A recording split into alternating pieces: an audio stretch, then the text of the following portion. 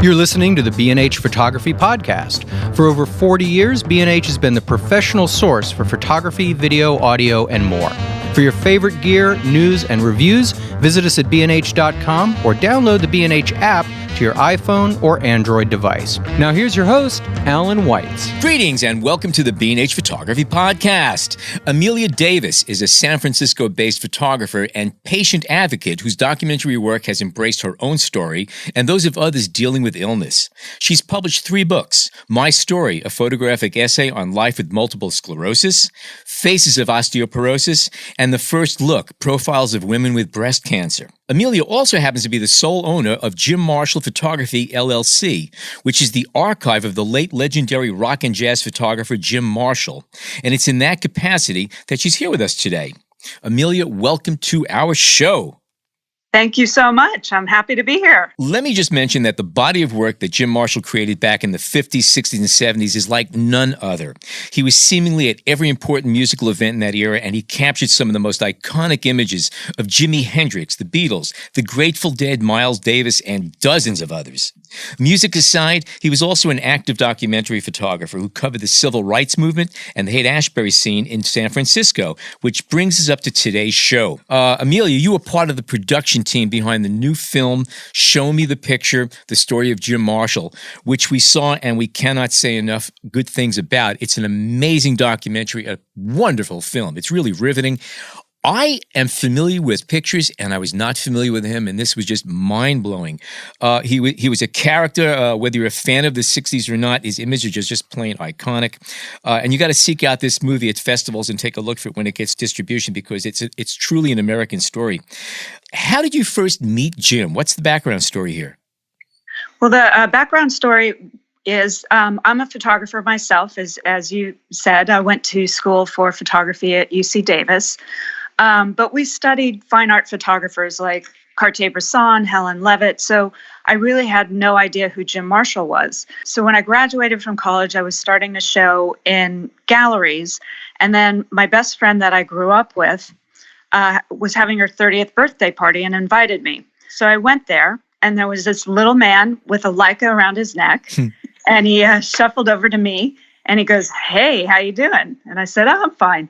And he goes, "Hi, what's your name?" I said, "I'm Amelia." I said, "What's yours?" He said, "I'm Jim Marshall." And he goes, "What do you do?" I said, "I'm a photographer." And I looked at him and I said, "What do you do?" And he smiled and he said, "I'm a photographer."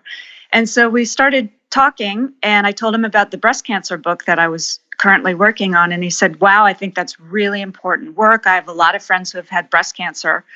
I would love to help you out however I can." And then as we started talking more, it turned out that I lived literally a block away from Jim.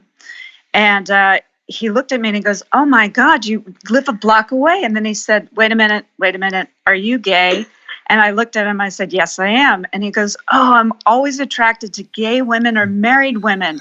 And I looked at him, I said, "That's your problem, not mine." And he laughed and he said, "I think we're going to be really good friends." You know, that's what John said when he first met, too. He had the same lines on me. Go ahead, I'm sorry. That's so funny. Okay. And this was all in San Fran? This was in San the city? Francisco. Okay. It's actually the Haight-Ashbury district. Is that correct? No, we were in the Castro. And that's why okay. the Castro is a gay area of San Francisco. And that's why he made that assumption, which was correct. But it was funny then he called me up the next day. We went out and had coffee, and he said, "Hey, I really like you. I need an assistant. Do you want to be my assistant?" I said, "Sure." So we walked over to his apartment, and he opened the door, and I just saw this hallway lined with one iconic image after another. You know, Jimi Hendrix burning his guitar, Johnny Cash flipping the bird, the Beatles' last concert, and I just was mortified. And I looked at him and I said, "I had no idea this was you." And he smiled and he said, "That's why I liked you." And so the next 13 years of my life were filled with Jim Marshall. And did you get the sense that he had other assistants prior and burned through them, or he didn't at that point because he was always so busy? Yeah, he had a lot of assistants. He liked having female assistants for whatever reason. And he was very verbally abusive. And so, he'd call them a name or say they were stupid, and they'd run out crying and never come back. And I was the first person who, when he said, "You stupid idiot," I looked at him and I said, "You asshole, don't call me that." Mm-hmm. And he just was stunned because he had never had anybody who, defended themselves and spoke back to him. Right. Well, sometimes that's necessary and very attractive. No, totally. Well, I mean, the movie, needless to say, delves into this side of his character, in depth, and it makes for a very interesting movie because we've all seen, documentaries about, well, not just photographers, but historical figures that are almost puff pieces. And this certainly is not that. I mean, you're blown away by the images and the music and his abilities. But it's kind of a straight shot in terms of, his whole personality. He really was a person of extremes, it seems. I mean, it's like you really had to buckle your seatbelt when you walked into his place, right? You do. Jim, the thing with Jim is he was a larger than life personality, and you either loved him or hated him. There was absolutely no middle ground with Jim.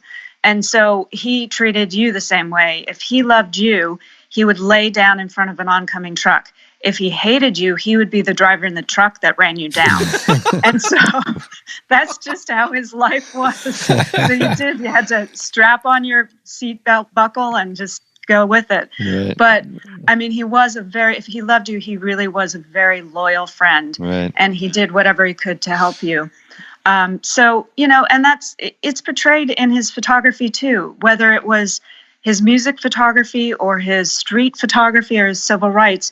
He was really able to capture the person through his photographs. He really captured the essence of that person. And I think he did that because he was very empathetic.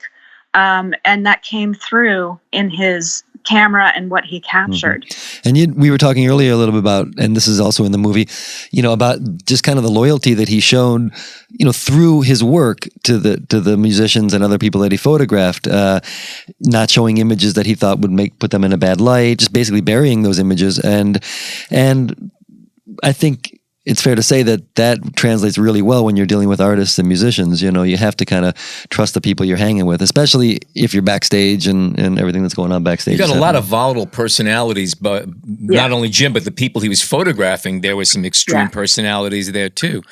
What was the root of his rage, for lack of a better word? Well, I think he was angry for a lot of different reasons. His parents immigrated his mom was Iranian and his dad was Assyrian.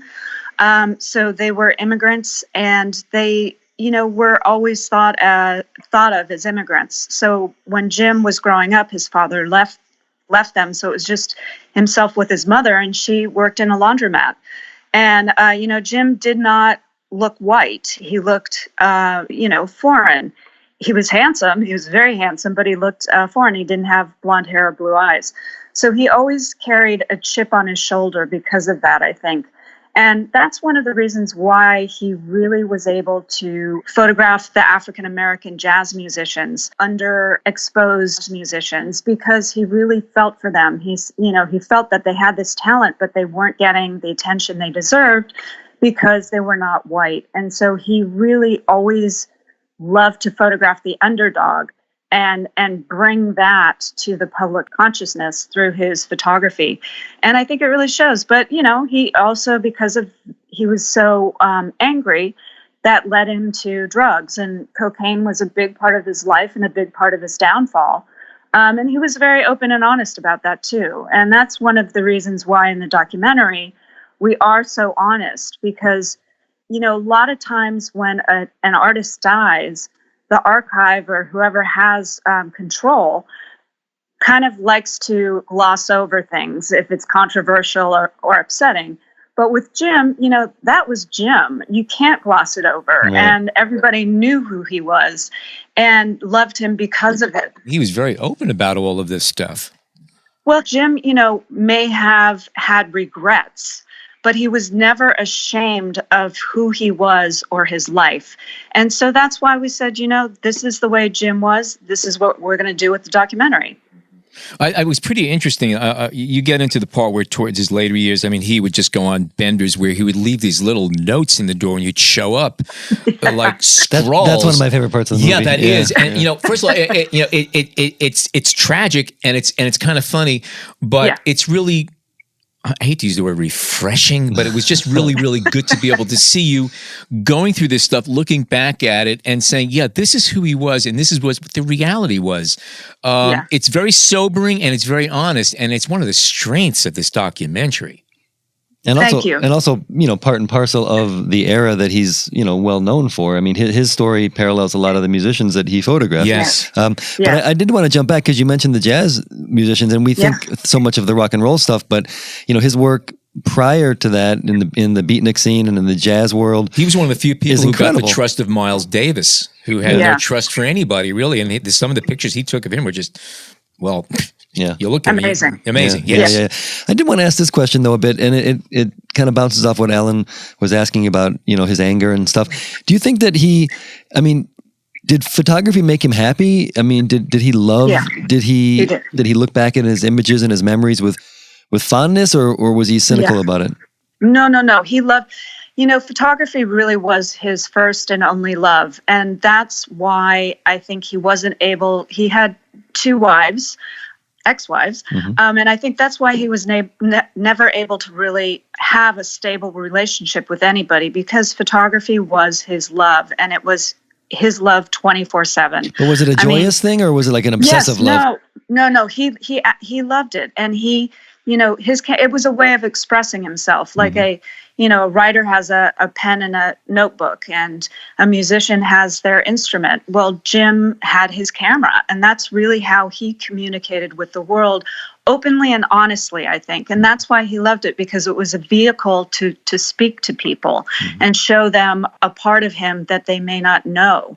And he just always had that camera. I mean, he would walk out the door, even though I worked for him later in life, when he was in his 60s, out of habit, he would just pick up his Leica off the table and just go outside with it, because he was always curious and always looking, and he never wanted to miss anything. And I think that's why he really was everywhere that mattered, because he always had his cameras and he was always looking. He had such a curious eye. Yeah, that comes across. And also the documentary does a good point of talking about his other work, outside of the music world. Let me ask a little bit about, running this archive or getting the archive. I mean, was it when the news came down that he had left this to you? Were you aware that he was going to do that? Were you happy? Were you willing? Were you? I mean, it's a massive challenge. undertaking, but you know what? It's the kind of thing you can't just say, "Oh, no, thank you, thanks, but no thanks." Right. You own this. Well, you do, whether you like it or not. Right. Well, Jim never had any children, and he always considered his photographs his children, which he guarded fiercely when he was alive. And he took care of them when he was younger. And he said, and as he got older, then they took care of him. So he and I had a couple discussions, and he said, you are the only person I trust to care for my children when I'm gone. So I am going to leave you to care for my children. So when he died in 2010, I inherited his over 1 million children. Wow. And it's a massive archive. Jim worked steadily for 50 years. So he has over 1 million images just in black and white 35 millimeter alone. That doesn't include the color or the 2 1/4. So it's massive. And for me, I made a promise to my friend that I would care for his children, and that's what I'm doing. And it's actually, it's a little easier now that Jim is gone, because he was always a roadblock, and he always would sabotage things. So he would get in a rut and just show the same old photos over and over, a lot of his rock and roll. And he was so much more than that. And that's what I'm really trying to share with the world is, yes, he's known for his music photography, but there's a lot of other photography out there that's really important and really important today. We're facing a lot of the same issues 50 years later. The peace symbol is huge, and peaceful protesting, and these are things that we're encountering now. So his photography is timeless. Yeah. Are you in the process of, say, pursuing any of these things, say shows or exhibits? Yeah. Oh, yeah. We do. Every year we have a show. I try to put out a book every couple years. So since Jim has passed away in 2010, we've put out 6 books. And so that's another way of definitely getting this work out into the to the world. So we do museum shows, gallery shows, books, and we did this documentary because I think the documentary is just an amazing tool to really show people all of Jim. So we're constantly working on it. And we do have a companion book to the documentary that Chronicle Books published. And it's a standalone book also. It's great, yeah. But if you've seen the documentary, and you love the documentary, it's a way to take home the documentary with you. But even if you haven't seen the documentary, it's a great way to learn about Jim and who he is and see a lot of these photographs that you've never seen before.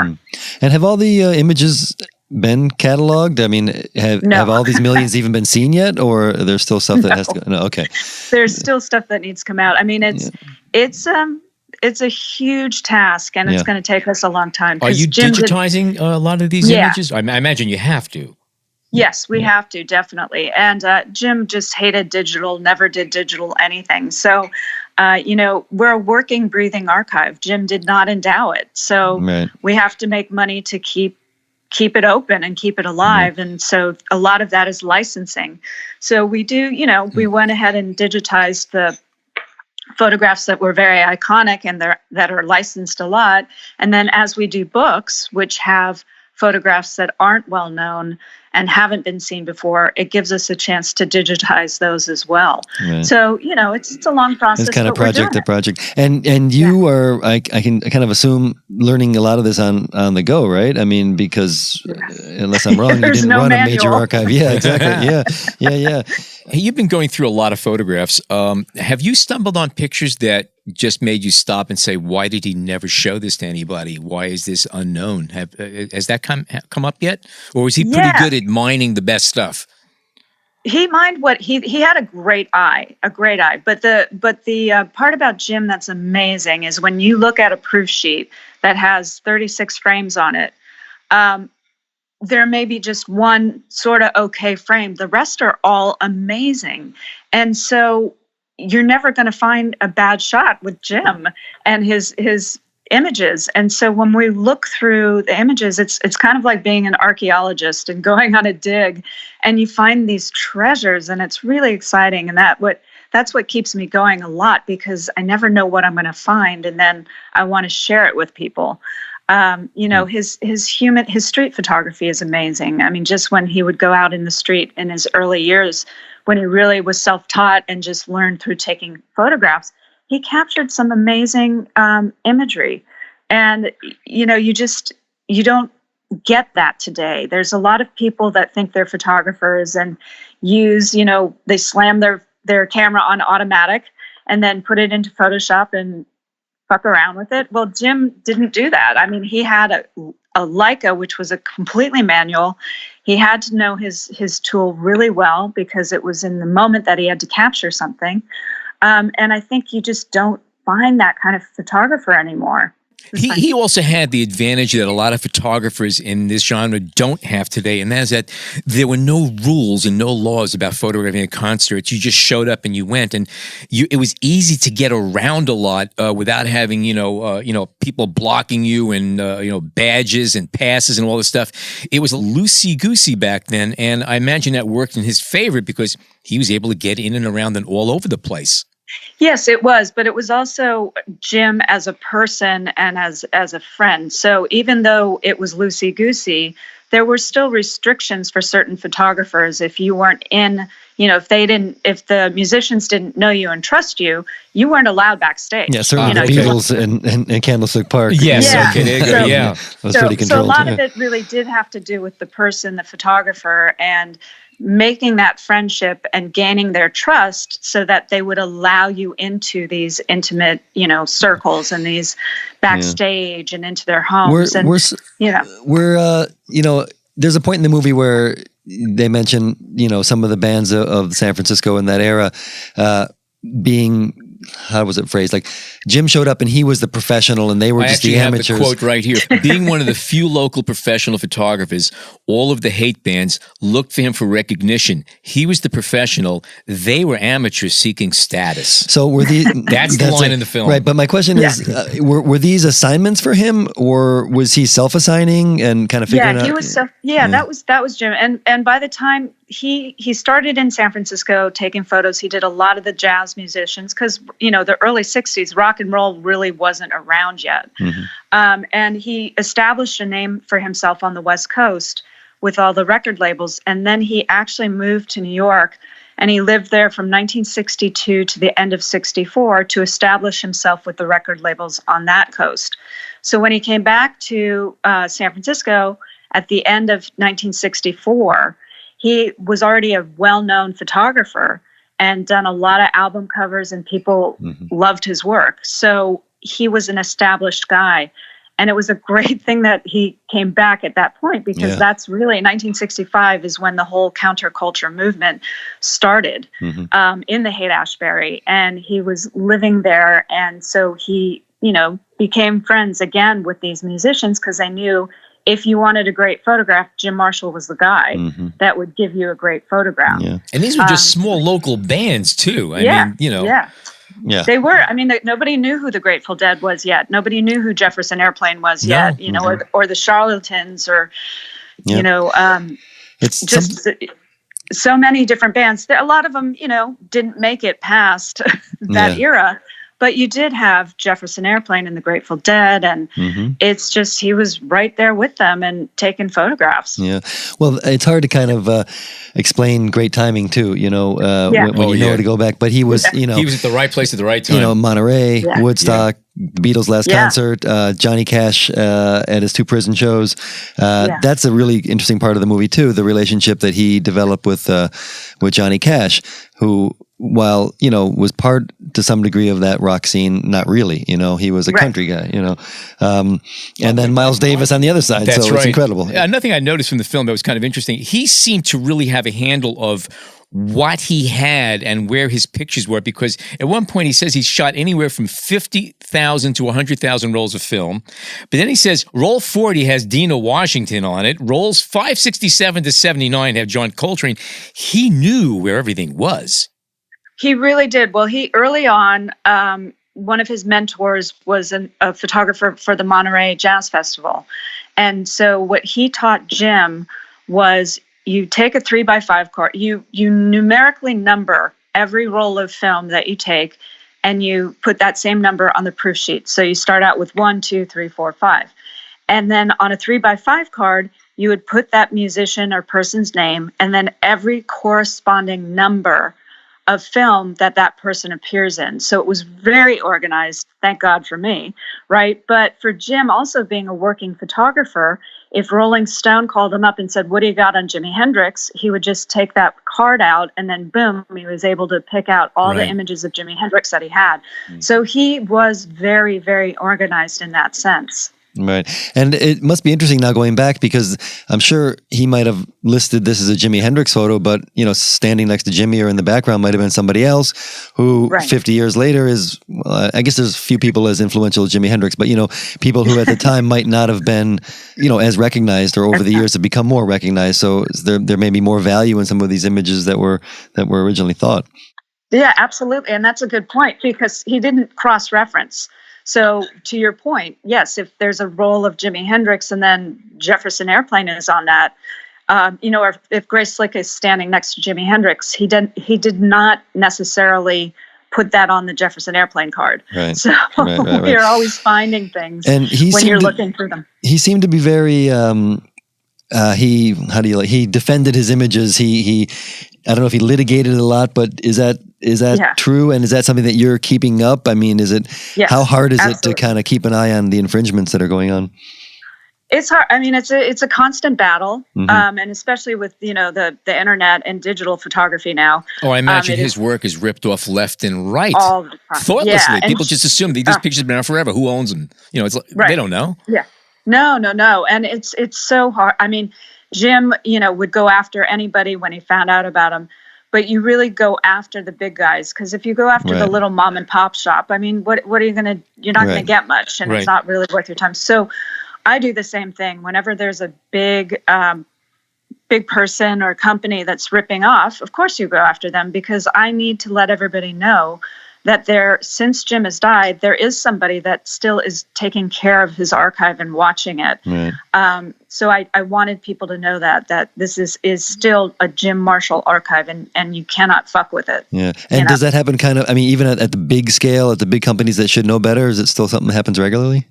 Yeah, it does. Yeah. I mean, a lot of times with Getty or Corbis, but part of the problem too is with Getty and Corbis is when they buy archives of a photographer, they buy everything. And sometimes in that archive, photographers would trade photos with each other.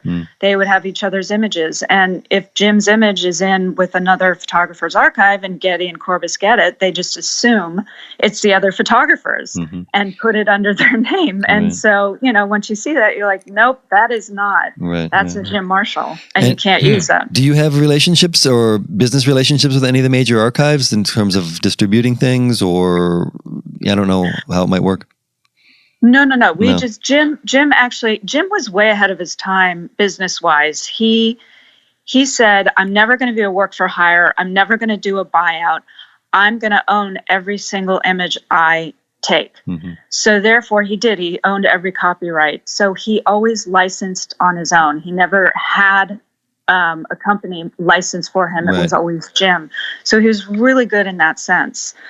So we own everything, and so people come to us to license things, and we have great relationships with other archives, and we collaborate on shows or books or things like that. So it's also really nice to have that relationship with these other archives because we look out for each other also. So I'll have an archive say, "Hey, somebody's using Jim's image without saying it's Jim's," and so it's a kind of a good tight-knit group of photographers. That's cool. Is it safe to assume you've never pulled a gun on somebody who've used one of his pictures unauthorized?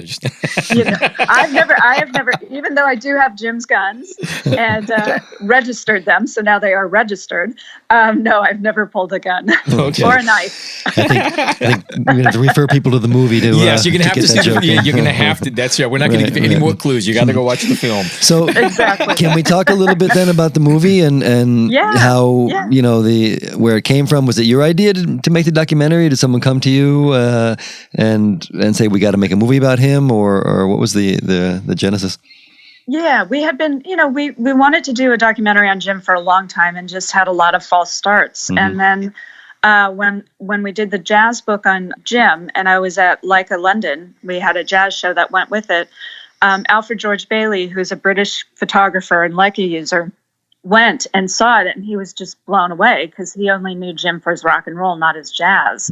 And so we started talking and hit it off and kept talking with each other over Skype. And he had done a documentary on Gregory Porter, who's a jazz singer. And it's a beautiful documentary. And he said, have you ever thought about doing a documentary on Jim? And I said, yes. And we just kind of went from there, and it just spiraled after that. And it was really great to work with a photographer that has the same kind of aesthetics, because Alfred George Bailey is African American. So he shared a lot of the same, views that Jim did. He could see a lot of that in Jim's work. And things that Alfred is facing even today, as an African American photographer. So we just dove right in and started, and it went actually very, very quickly. We did the documentary within 12 months. We had a finished, complete documentary that we took to film festivals. Yeah, that's incredible. Well, one of the reasons it went so quickly is because I own all the copyrights to Jim's images. Right. So they were readily available. We didn't have to worry about going after people and licensing those. I did want to ask about some of the film footage that was in the movie and the music. I guess that was also an issue to get the rights to that, or was some of that footage out there already? It's hard. I mean, most of when you do a documentary that is rich with images and music, it's really expensive. So a lot of the music you have to license from the big companies like Warner Brothers or whoever owns it, and it's not cheap.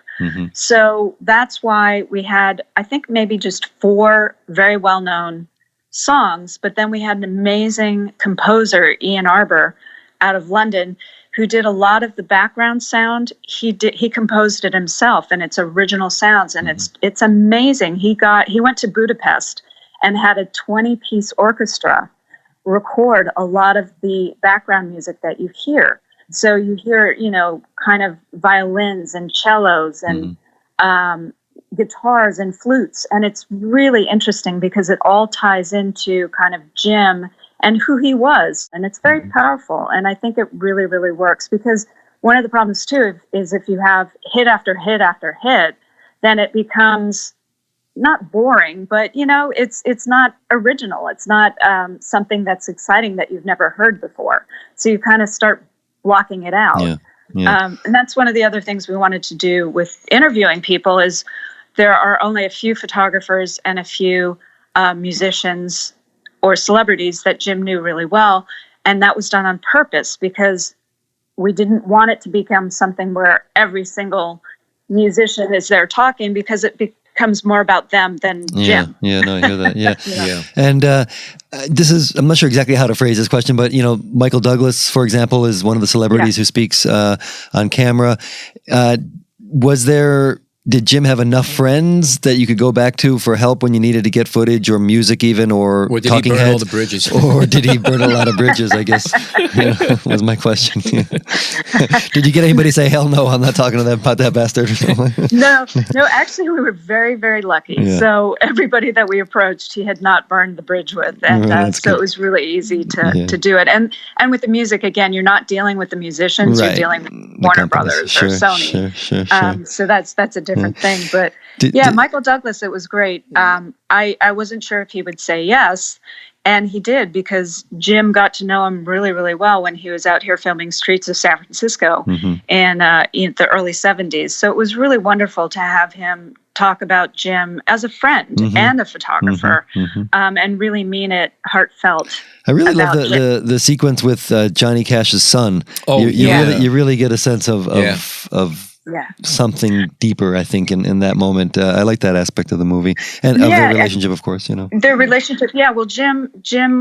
When John Carter Cash was 7, he met Jim. So Jim was always part of his life, and he saw this larger than life guy. But he also saw the heart that he had, a lot like his father.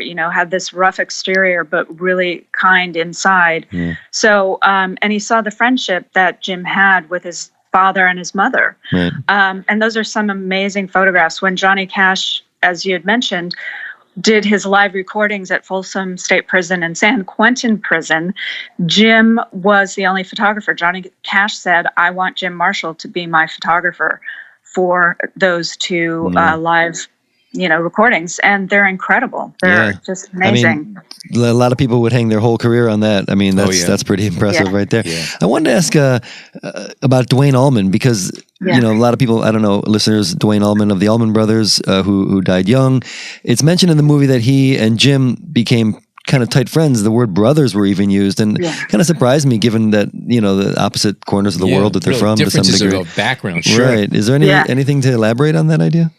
Yeah, well, no, he when he makes connections, Jim was very chameleon-like. That was one of his secret, sauce things, is that he was able to fit in anywhere with anybody and make them feel at ease. So Jim loved country music and he loved blues, not necessarily rock and roll. And so he really connected with Duane on a musical level as well as a personal level. And they became very, very close friends. And Duane died, in 1971, I think. And Gladriel, his daughter, she was 2 when Duane died. So Gladriel basically is in charge of Duane Allman's archive. And she developed a friendship with Jim. And she said to Jim, thank you so much for taking all these photos of my father, because I never knew him and died when she was 2. She said, but looking through your photographs, I was able to learn who my father was and what he was like. Wow. So that was pretty powerful. Yeah. And she, she's been a great friend and, has just been very helpful with the archive. So it's been great. Can I ask, what did you learn from making the movie that maybe you didn't know about Jim prior? It's an interesting question. Yeah. Nobody's asked me that. Okay, then. Well, that he did care so much about, I think, really just everyday people. And wanted to really photograph that and show it. And like I said, we started on basically proof sheet number 1 and went through all of them. And in looking through them, there were a lot of kids, and that was interesting to me because Jim never had children, and he was never really, I never saw him around kids. And in a lot of his street photography, there's children, so they're either playing or they're by themselves, I just thought that was so interesting because maybe that was a reflection about Jim and how lonely he felt as a child. And so whenever he saw that, he would kind of capture it. And so it's sad in a way because he really did feel alone and isolated when he didn't really need to, because he did have a lot of friends who cared deeply about him. But I don't think he really realized that he was not alone. Yeah. So, well, it's kind of. I mean, there's a lot of bittersweet aspects to the movie, needless to say, and that kind of touches on it a bit. We also want to talk briefly, or get back a little bit to, working as an archivist. And I know that you were going to attend a conference that has since been canceled, and I guess the theme of your talk was going to be a woman running an archive of a male photographer. Is there anything that comes to your mind that you might want to mention on that subject? I imagine you prepared some remarks that you now can't give, and we'll just steal them. Have you come across any images that troubled you or bothered you, or things that you didn't want to show, or are you kind of open about everything that's in that collection? Well, I made a promise, like I said, to my friend that I would take care of his children and his archive, and that's what I'm doing. And I'm doing it the exact same way that Jim did when he was alive. So you will find very compromising photographs because he was backstage with these guys, and he was on the 72 tour, which was the cocaine tour with the Rolling Stones. Yeah. So you do, you have photographs of them using drugs, snorting coke, or shooting up. And Jim would never, ever think of releasing those photographs and showing them to people. And I'm following in his footsteps. I will never, ever release those photographs or show them because it's just not right. It's interesting that he actually took them, though. I mean, and from what I'm gathering, when he was taking these pictures, he knew these were not going to be for general consumption. But he took them anyway, even though they're theoretically never going to see the light of day. Right. Well, history. It was just history that he was recording. Yeah, exactly. And, interestingly enough, the photo of Johnny Cash flipping the bird, the famous, most ripped off image ever, Jim actually did not show that until 1989. I know it's in our culture fabric right now. Right. We think it's been there forever. But Jim was respectful to Johnny Cash and didn't want to show him flipping the bird until Johnny Cash asked him to show it. And the reason he asked him to print it is because he was being looked over from winning a country music award for his album, and he wanted to send a message to the music industry. So he said, "Hey, Jim, I want to use that photograph of me flipping the bird." And he took out an ad in Billboard magazine of him flipping off, and it said, "Johnny Cash would like to thank the country music industry for recognizing Johnny Cash's album." I love it. That's great. And that was actually the first time. Is that the what are the of the images that are requested for use? Is that the top of the list, or are there? That's a biggie. That one. That was a big one. Yeah. By the way, I think it's. I'm looking at little takeaways I have from the documentary, and there was one interesting little thing that caught me is that Dennis Hopper modeled his photographer character in Apocalypse Now after Jim. Yeah, he did. Well, that was from Dennis Hopper was a photographer himself. Yes. Oh, yes. Really good. Yeah. And he went to a lot of these concerts. So he was at Monterey Pop, which was 1967. And Jim has these photos that you will see. Oh, yes. With that. Dennis Hopper with Brian Jones and Nico. And they're all just out of their minds on acid. And Michael Zagaris, who is a photographer, and Jim says in the documentary, he even says, Dennis Hopper probably modeled the character on Apocalypse Now after Jim, because that's what he thought Jim was like when he was on acid at Monterey Pop.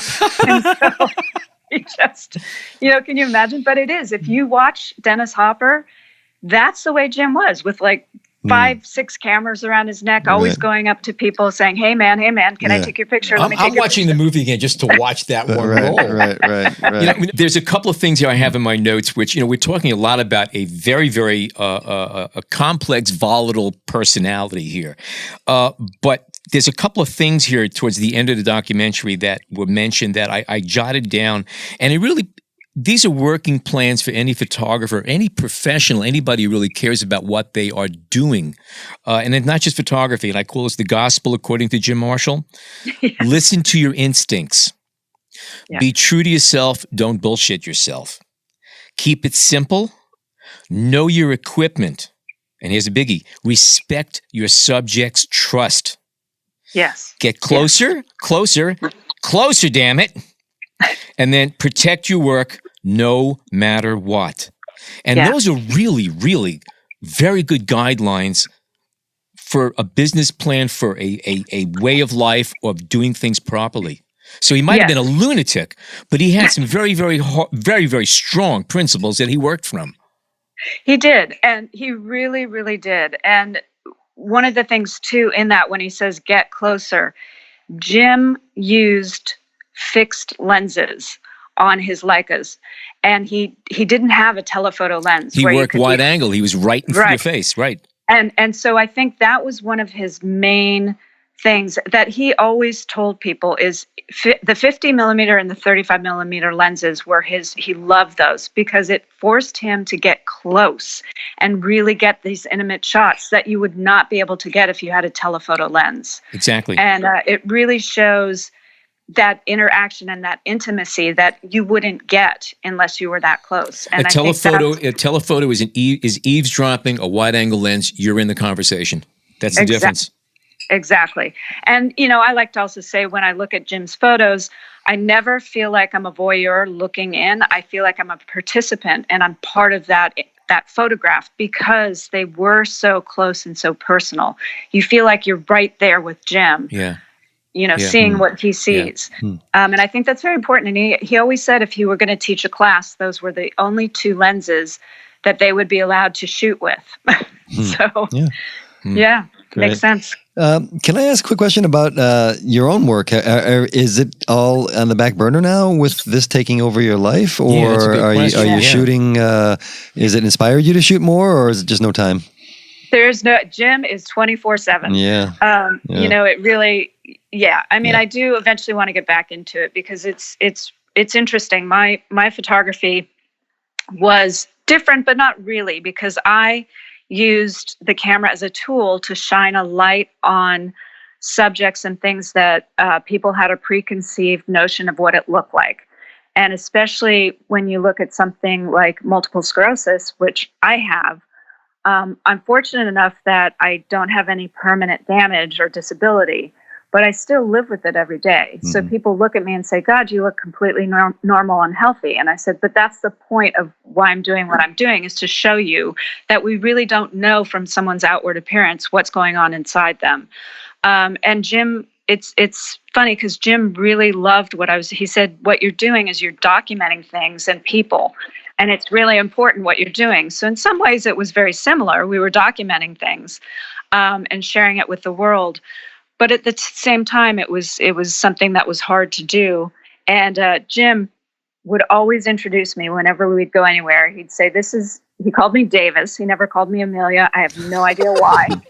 So he would say, this is Davis. She's the disease photographer. And that's how he would introduce me. And I'd say, Jim, and he's like, but it's true. So that's great. But when Jim died, it really got put on the back burner. And this is my life, but I'm happy doing it because Jim was such an incredible photographer and photojournalist and really documented pieces of history that it's amazing to go through this and to be in charge of this archive that's so important. And that needs to live on well beyond my lifetime. Yeah, that's the next one question. Of the things, I think about is where is it going to go after me? Mm-hmm. And I really want to place it in an institution that will be able to care for it and take care of it. But also, if I place it within an institution, it can't be locked away and never shown to anybody else. So it needs to be able to be accessible for research if people wanted to research things, and also have a certain amount of exhibitions each year. So it's going to be a place that doesn't just lock it away, because, like I said, it's too important for that to happen. You can't even imagine some of these images. I mean, them being locked away. They're so these are so iconic. Yeah. And what's the next steps with the movie? You're still. I mean, I saw it at a screening here in the city, and people loved it. You have all the pieces together for what hopefully will be a successful theatrical run. Is that the plan? Yeah, that's the plan. We've been showing in festivals across the U.S. and in Europe. We won the Audience Award at San Francisco International Film Festival, which was great. Mm-hmm. That's the best coveted award. And we actually do have a UK distributor. So we had a theatrical release in the UK in January, and we got rave reviews. People loved it. It's actually right now in theaters in Italy. We have an Italian distributor and a Russian distributor, but we still do not have a U.S. distributor. So, it's a little upsetting, but I like to say that's the way Jimi Hendrix did things. He got big in Europe first, and then came here. Right. So, hopefully we'll find a U.S. distributor that believes in it and loves it. And so I think it's very important to do a theatrical release, even though everybody does streaming service. Mm-hmm. There's still something really magical about going to a theater and seeing it on this huge screen. Mm. And it just jumped, Jim's images just jump off that screen. So we are still looking for a U.S. distributor. And if you're out there and listening, come and say hello. Well, it's well worth watching. That's for sure. It really is. And it's like no other documentary, I think, on a photographer, in the sense, like we were saying, it's very personal, very raw, and very real. And you don't get that a lot. And it's a coaster ride. But at the end, you're cheering for Jim. Yeah, absolutely. By the way, one last little note here that Jim Marshall holds the distinction of being the only recipient of the Grammys Trustees Award, special merit for chronicling music and history. So that's kind of unique right then and there. Yeah, that was great. That was awarded posthumously in 2014. And one of the reasons they did it is because they said it's not that they never wanted to give a Grammy to a photographer. They had just never found the right photographer. So Jim, what's great is he didn't just photograph rock and roll. He didn't just photograph country. He photographed every kind of music. And starting from 1959, when the Grammys were founded and first started, to 2004, when he got the award, he had photographed at least one musician every single year of the Grammys. Wow. So yeah, that's a great honor. And when you put his archive together, it's pretty much the archive of 5 or 6 different photographers. I mean, he just has such a massive archive and such a diverse archive, and really chronicled music as well. So it was a really great distinction to get. Great. All right. Yeah. So, what about seeing your work and Jim's work? We're going to have all of the links, by the way, on our show notes page. But where should people go if they want to see more of your work and Jim's work? Well, Jim's work, definitely go to our website, which you'll have on there. And we have a Instagram account and a Facebook. And on the Instagram, I love to, we dive into some photographs. So we'll do dissect a photograph and go into it really close and talk about what people are wearing or what kind of guitar they're playing and things. So that's fun. So definitely sign up to our Instagram account and follow us. Is it Jim Marshall or Jim Marshall LLC? What is the Instagram? The Instagram is Jim Marshall Photo. Okay. Great. Yeah, and so it's good. And then my work is out of print right now because it was done far back. But if you can find it, it's good. Especially the breast cancer book is very important and still is. Okay. It really, shows women what they look like, which is something that needs to be shown and talked about. Yeah, absolutely. Yeah. All right, show me the picture, the story of Jim Marshall, the film and the book. So to take a look for it. Yeah, great stuff. Again, we've seen it. We were blown away by it. It's a kind of film documentary that you actually want to see again because there's so much there, and it's well worth it. Amelia, thank you. Excuse me, Davis, thank you so much for joining us today. And good luck. Continue with this project. It's a great endeavor, and you're doing a great job with it. Thank you so much. Well, thank you so much, and thank you for allowing me to take up some of your time and talk about Jim Marshall. Our pleasure. Our pleasure.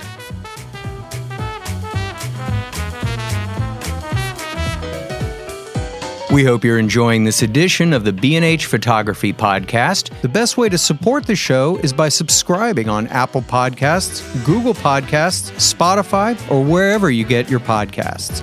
For links to gear and more information on today's guests, check out the show notes in your podcast app or visit our homepage on the B&H Explorer website and join the B&H Photography Podcast Facebook group. And now, back to the show. Elliott Landy began photographing the anti-Vietnam War movement and the underground music culture in New York City in 1967. And in 1969, he was the official photographer of the Woodstock Festival. His images of Bob Dylan and the band, Janis Joplin, Jimi Hendrix, Joan Baez, Van Morrison, Richie Havens, and many others documented the music scene during that classic rock and roll period. Elliott's iconic photographs have graced the covers of some of the most influential albums in rock history, and he has shot a wide range of subjects and styles, but it is behind-the-scenes and everyday life photos of Dylan, Van Morrison, and specifically the band, taken in and around their homes in Woodstock, New York, that we're going to talk about today with Elliott, along with a Kickstarter campaign. He just started to publish a deep dive book of images of the band, and this is the second book that he's doing on the band. This one is all on contact sheets, and that's what we're going to be talking to him about today. Elliott, welcome to the show. Thank you so much. That's a great introduction. Thank you. So anyway, this is pretty exciting. Now you came out with a book some years ago about the band that was very, very successful. And what made you go back and take two of this, take it to the next step? What was your what was the seed for this? The boxes of outs that I looked at after the book was printed, after the first book was printed, I went through, I had all the prints that were in the book in one box. My process for making books, and anything I do actually, is to make a proof print first. 8 by 10 it used to be, now it's 8.5 by 11.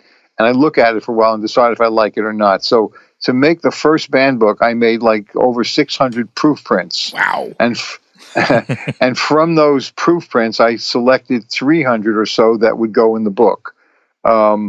Before the 600 proof prints, we went through 12,000 negatives, and I picked around 1,200 of them that I looked at on the computer screen. So in the end, I wound up with basically two sets of proof prints, one that was in the book and one that was not in the book.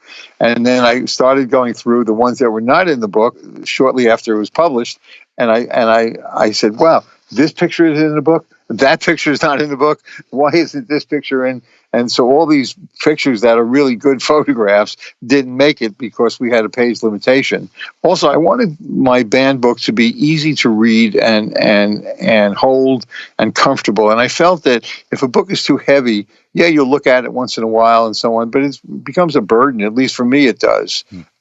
So I limited the size, the number of pages, and so on, and the weight of the book for that specific reason of it.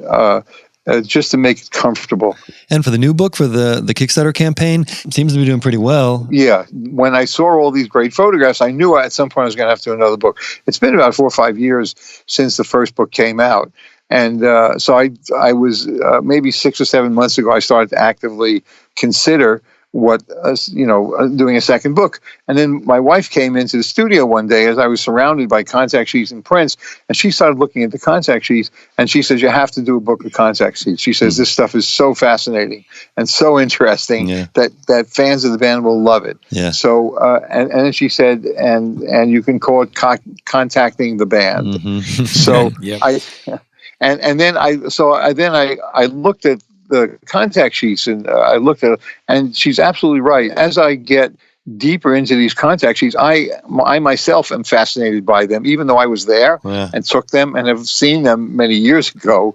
But as I go through frame by frame, I see it's like a documentary of what was happening that day, actually. Right. And it's really fascinating. So I'm surprised that I'm so fascinated with it, actually. And what was, your relationship with the band over how many days and months did you shoot them? See, I was photographing peace demonstrations and the alternative music culture in the city at the Fillmore East.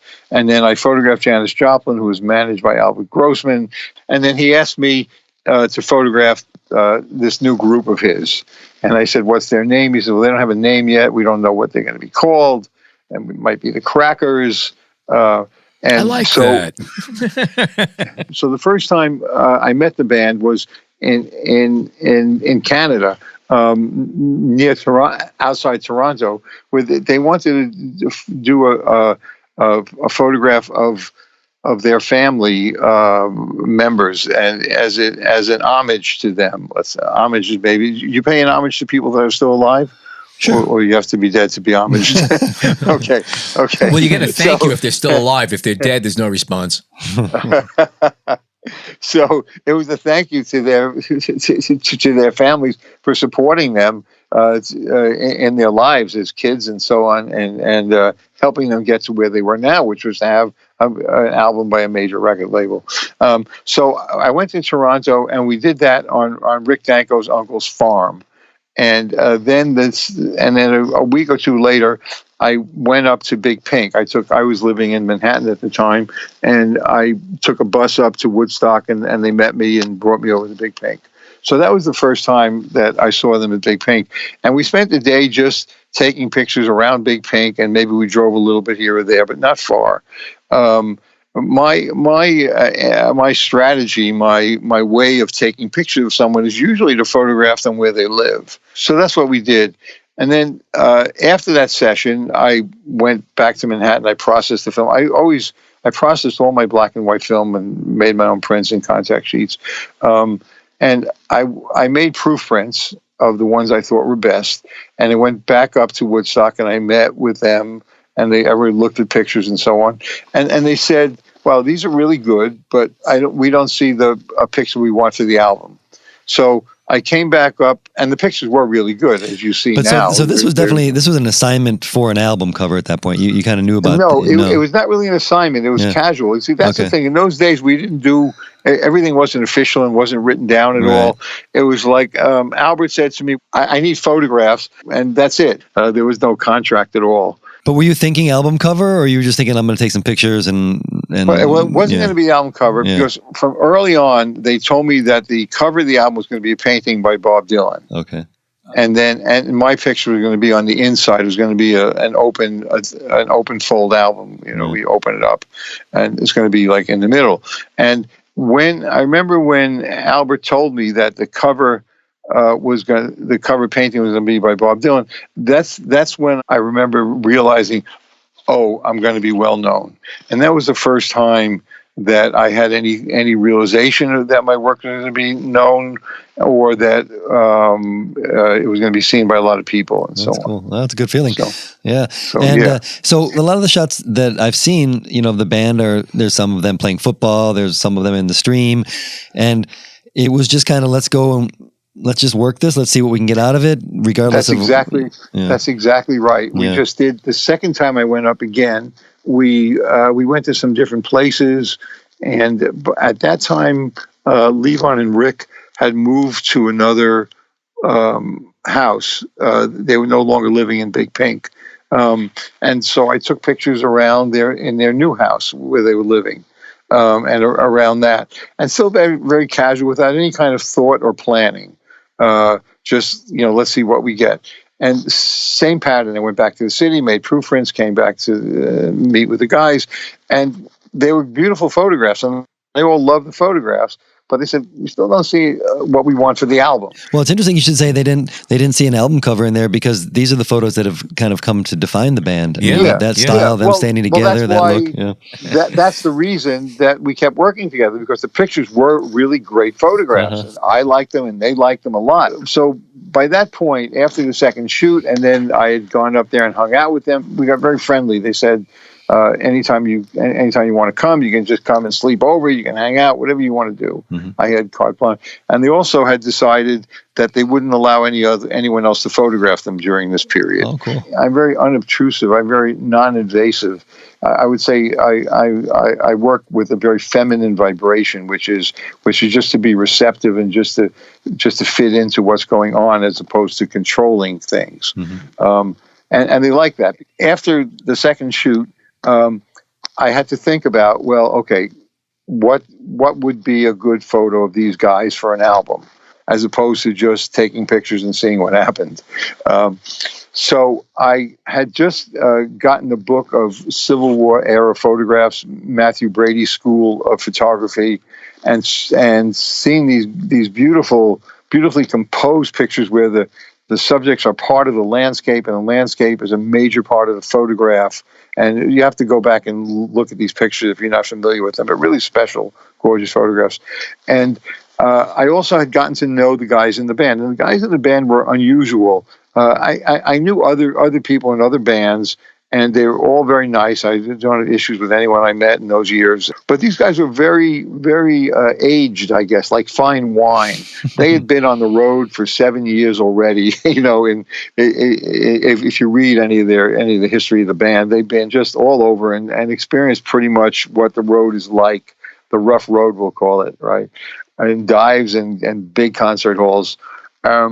And they were very seasoned, is the word. Right. They were also very connected to the earth. They were all from rural Canada, except for Levon, who was from rural Arkansas. Right.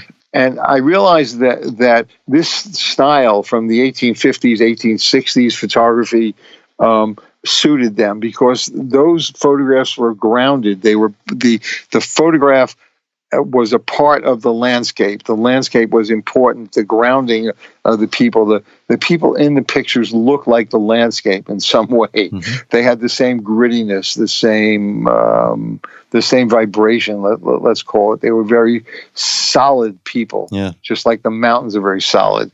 And so I saw that, and I said, "This is the style that I want to do this in." And I showed it to the guys, and they agreed that would be a very good idea.